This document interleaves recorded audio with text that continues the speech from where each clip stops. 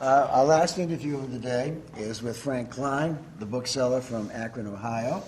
And Frank, give us a little bit about your personal background, a little biographical sketch, where you were born, where you were brought up, family, schools, etc. Okay, well, I was born in New Philadelphia, Ohio. We moved to the Akron area. We moved to a suburb of Akron, more of a farming community called Stowe. It was in Stowe that my father somehow bought a trunkload of, he bought a large trunk and it was full of books. He didn't even know what he was buying, but that started him and he began acquiring books. We had a store in our home, bookstore in our home in 1936. I can remember sweeping it out. Later, we moved it to another place, and we moved it up to Kent. My father had a man working for him while he was, I think Dad was on WPA then. But this fellow was about the most knowledgeable man I've ever met. He was a Scotchman, well-educated, and he was well known in newspaper circles, but he had one problem. He was a drunk, and I'd never seen. He was a periodic drunk. I'd never seen. My parents didn't drink. I'd never seen anything like this, but he went on a binge, and we lost the store entirely with all the books in it.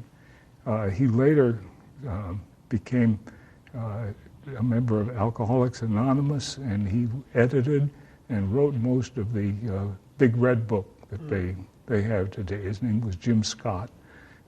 But that was, so he was really a knowledgeable bookman. Later he was closely associated with Mansfield book dealer. Who am I trying? Yeah, Ernie Wesson.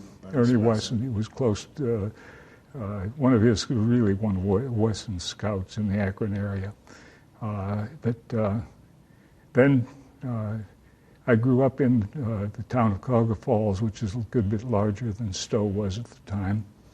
1944, I was drafted into the Army and spent a year or 2 years in the Army. I served in Europe with the 103rd Infantry Division, and later came out. And when I came out, Dad had filled a garage full of books, and he was operating a little store on the road toward between Stowe and Hudson, and he called it the Country Bookstore.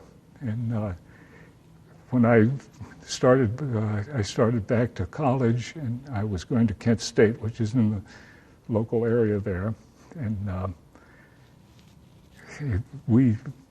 I got Dad to move the books. We needed room in the garage, so we decided we'd open a bookstore in a basement in Cuyahoga Falls. Hence the name we started there with the Bookseller, spelled with a C. And that was in 1948 when we started that.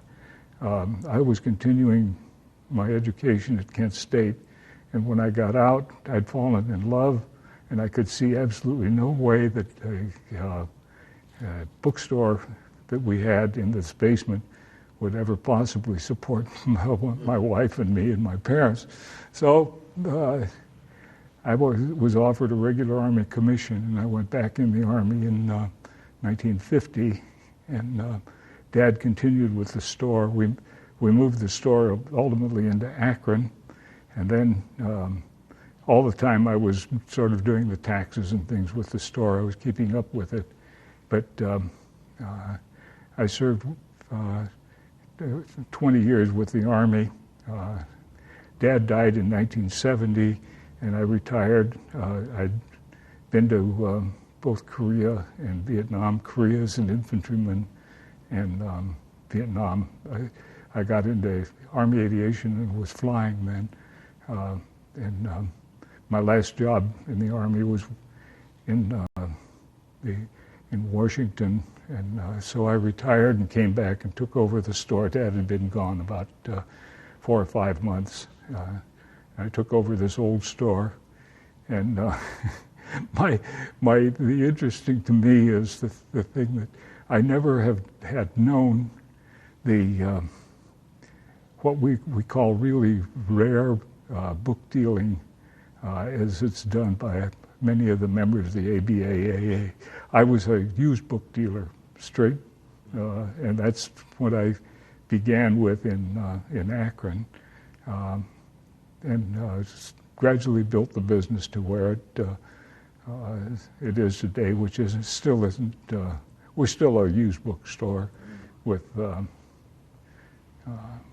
some interesting things. My daughter is with me now, Andrea. She is a bookbinder, but she really enjoys the book business. Did that answer? Long? Did you recently move, or?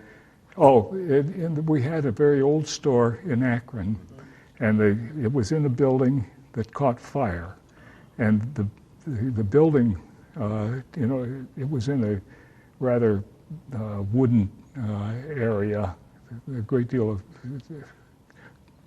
co-joining stores, and they were afraid that when the fire started in this other part of this building we were in, that the fire might spread. So they had 2 water cannons out there dumping thousands of gallons of water in it. We didn't have any books burned, but we got most of the water. Yeah. I can remember looking down the basement, and the basement was full of Life magazines and other things like that, and the water was up to your waist in there. So we lost all the basement and a goodly portion of the books up there, in the first floor. So we located another place to move, and we started again. Still not in the rare book business. I don't think the city of Akron really could support a rare book business like you see. Cleveland, yes, they did. They had a couple of good stores there, but Akron, in any event, we moved down close to the Akron General Hospital in Akron. And then later, the landlord felt that the Akron General was expanding, and he might be able to sell the building to Akron General, so he wouldn't give us a lease on the building. And I looked around, and I found what to me has been the most wonderful bookstore in the world. We're in the best part of town. We have a great deal of parking. We have a basement with a conveyor belt up and down. Yeah. Wow. Impressive. But we can't get customers to come in. It's hell. Really? It's been a big disappointment. But well, we'll see. But it's not a. How long have you been in the new location? Since we moved in 2000. So we've been.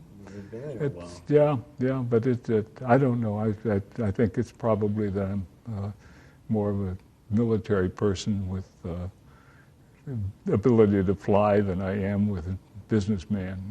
But Andrea helps out, doesn't she? No, she's no worse. She's worse than I am. Oh, really? I didn't think that was possible. But I shouldn't say that. If you guys cut some of this out, edit it.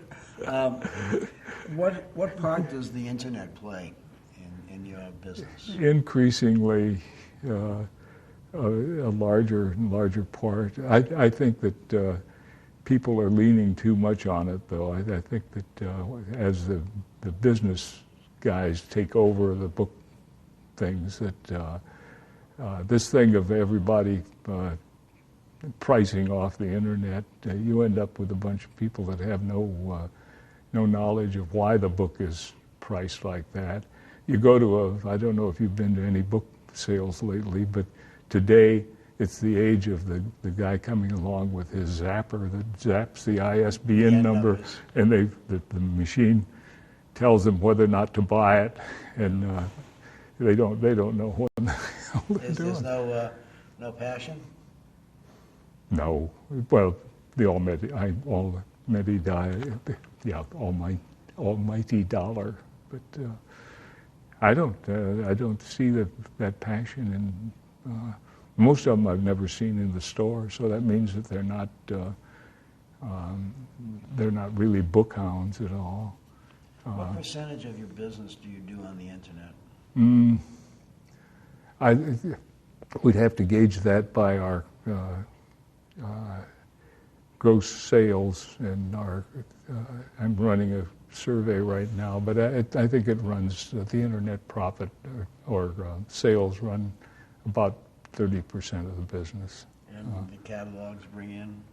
The catalogs, we have a lot more trouble getting a catalog out because my daughter does most of the catalogs, and she wants to put fresh stuff out. But if you get something in and you put it on the internet, why you wonder. It's just. I think we could do a lot more with catalog. We just have a catalog that's a week old now, and it's doing quite well. I think I just bought something from it. Yeah, I think. But we haven't been able to get the catalogs out with the regularity of it. How many do you issue a year? We try to do 5, but this year so far we've only done 2. You haven't got much of a year left to do 3 more. That's right. It's become very difficult. When you were a young man in the trade, who were some of the booksellers who were sort of mentors, or who you looked up to as being an example of what you would like to have been? Well, I mentioned Jim Scott, and there was a dealer, Lionel Swicker in Akron. I don't think I knew of any, ABAA was just beginning in those years, but and I didn't know Wesson. I met a couple of, when I retired and came back, Lionel Swicker, he had a store called the Old Bookstore, and it was a big book. Swick did a great business in religious books. He would go to England and buy up cheap religious books there and bring them back, and he did quite well with them. But here again, he's not what you would call a polished bookman today. He was a used book dealer, and that's what I've known most. And that's about it. I don't think a rare book. Today you could probably do rare books with the internet, but. I would think so. Did you have any problems transitioning your business to computers? No. I back in '84, I think, we bought a little Kitech. I think it had 10, not even megabytes, I don't think. I don't know. It was one of the first ones with a hard disk in it. And we started right away turning out our catalogs on it and using it. We've been, although now I've ended up as the guru for our store, and I don't know very much at all about computers, but I think you do.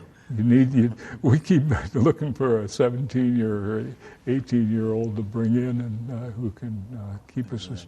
But our force of computers is 5, and I think they go. Well, we're still using Bookies. I don't know if you know that, but it's an old. Yeah, we started with Bookies, but when Bookies became unsupportable, we went to Bookhound. Yeah, we should have. You can still do it. Yeah, we were thinking of it. Because Bookies is just, it's not supportable. So if anything goes wrong, you're screwed. Yeah, it was such a good program. Well, it's Fox-based, so it had all the good things for us. But as time goes on, you need to improve not only your computers, but your programs as well. So you didn't have really much of a difficulty. You sort of just eased yourself into the computer aspect of the thing. We got with, I think, the fellow out on the West Coast. It used to be down in Columbus. I drove in from Ohio this in the time I hit the Massachusetts boundary, it wiped out every name I can remember. I think it's partially, it has something to do with my advanced years or something, but You might have pressed the wrong button. yeah, but so I can't think of Dick. Oh, he founded. Acres of Books? Yeah.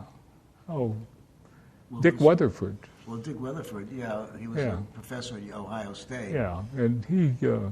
And he developed the interlock system. Yeah, and I attended a couple of his talks and all. And he made a lot of sense. He still does, really. Yeah. But, He had a wonderful idea that nobody believed in until it was too late. yeah. A lot of people got left behind because they didn't think in terms of the computer as your friend. They thought of it as your enemy. Yeah. No, That's it's. a problem.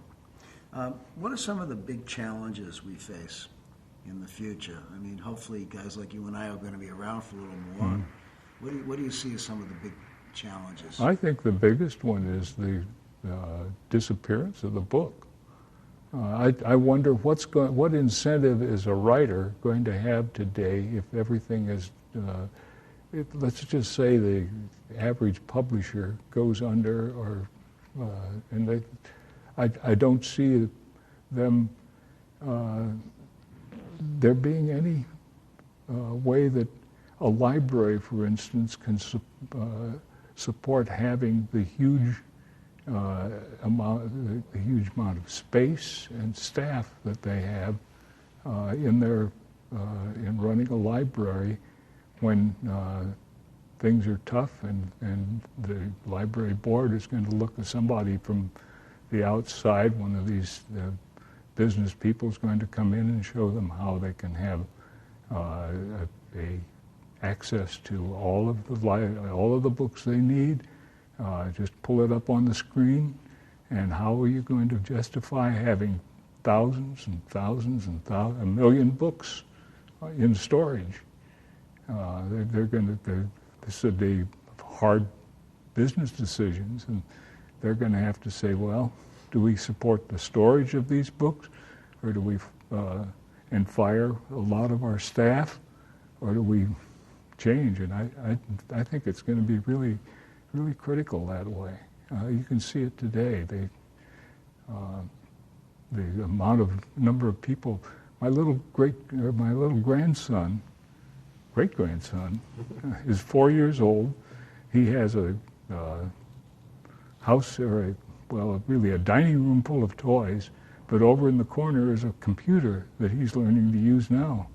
Yeah. And his mother reads to him, and he likes books, but I don't know. I think it'll be just an economic thing that drives it. I wondered if I were offered, say, a really nice library that I would spend $20,000 or $30,000 for, would I be making a good investment for the future? I don't know. Maybe we book dealers are going to end up as antique dealers. I don't know. It's going to be interesting. It's fun to speculate about what's going to happen. Yeah. And then be around to see it. Yeah. Again, another issue. Yeah. If somebody wanted to get into the book trade today, what advice might you give them? Based on what I just said, I'd tell them to be very careful of it. I don't know that I just don't know. I don't think any of us No, really know. I'd be hesitant to really.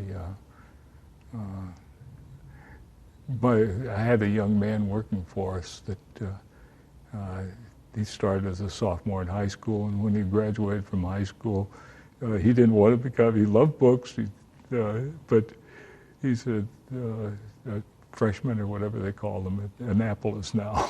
Well, I think it is.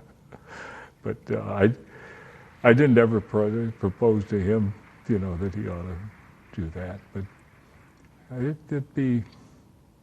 they'd have to sort of wait and see it. I was hoping this young guy would stick around because he was pretty computer knowledgeable. But Do you think Andrea, your daughter, will carry on the business? I think that's about all she knows, so I'm sure she will. But it'll be a tough. You get into all kinds of physical problems as you get older, you know. And she's getting arthritis pretty badly, and so I've tried to get her into bookbinding and as a business rather than. She's one of the best restoration artists I've seen. But, she loves the book business too much. Well, let me ask you one final question. We live in a world of books, you and I, and we've seen some great booksellers in our time. And I'm wondering, if you look around, do you see any potential rising stars or potential great booksellers in this group of young people? Ed Hoffman, perhaps. I don't know if he's young enough or not, but well, he's a good man. So there's some of the other younger ABAA people that we have, but it's interesting. The thing is that when I retired in '70 and used to do a few shows on the East Coast here, and I met all these young stalwarts. Today, one of them has been president of ABAA, another one's named Peter Stern, and they were all hard chargers. Yeah. And now they're getting old. Well, time marches on. Yeah. Frank, thanks very much for your time. Okay, Mike.